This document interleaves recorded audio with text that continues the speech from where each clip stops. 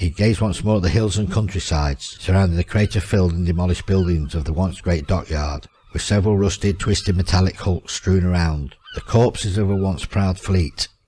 Tears welled up in his eyes as he inhaled deeply, with the knowledge that he would never return. He composed himself and strode purposely with the young woman by his side. They walked past the escorts, who fell in behind them and marched towards the large black U-boat. The vessel gently rolled from side to side, moved by rippling waves of the gentle spring tide. The group walked up to the foot of the submarine's gangplank. The party stopped and a man addressed a senior officer.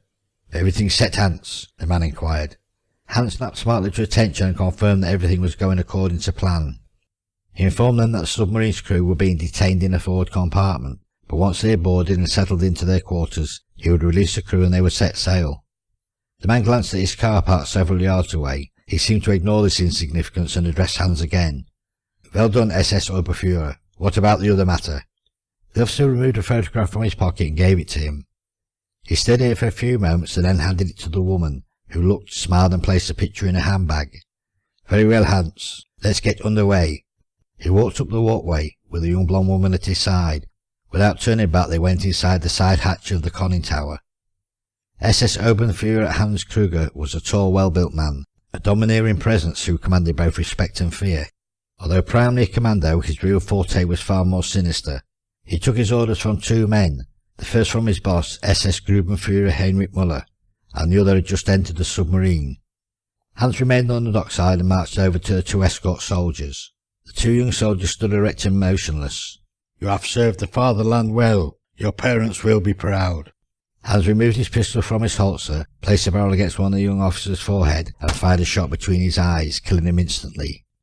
The other soldier remained still, his eyes squinting slightly under the rim of his black peaked cap before his end came. Hans carried the lifeless bodies over to the parked car. He removed a container of nitropalmer from the car's boot. He doused a flammable mix over the corpses and car, which he ignited.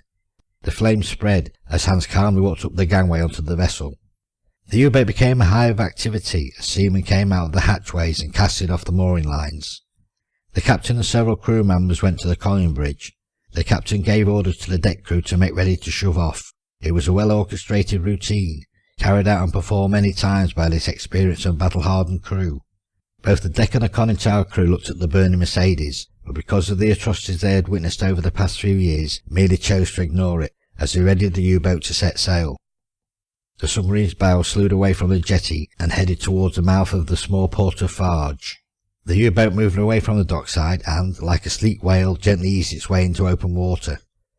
Captain Carl Victor watched as the U-boat picked up speed and his country faded into the distance behind him. There was a large explosion that echoed from the jetty as the nitro mix reached the critical temperature and blew the Mercedes and its occupants to smithereens.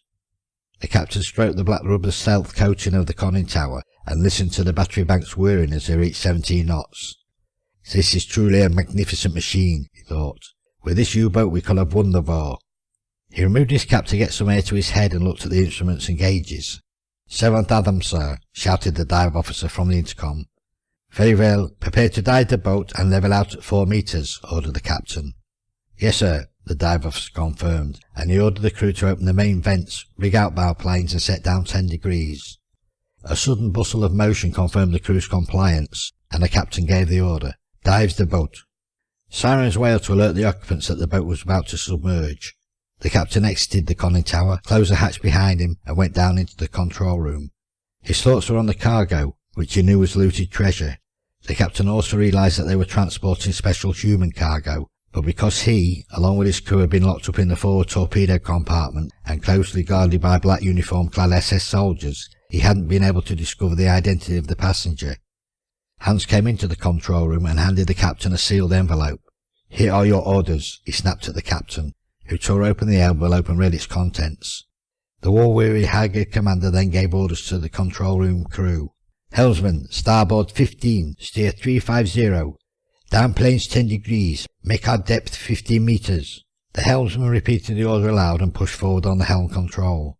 The captain picked up the boat's intercom and ordered all officers to join him in the wardroom. He went to his chart table and took out the charts to their destination. Captain Victor and Hans Kruger left the control bridge. The vessel angled down, and the electric boot gracefully glided under the cold grey North Sea.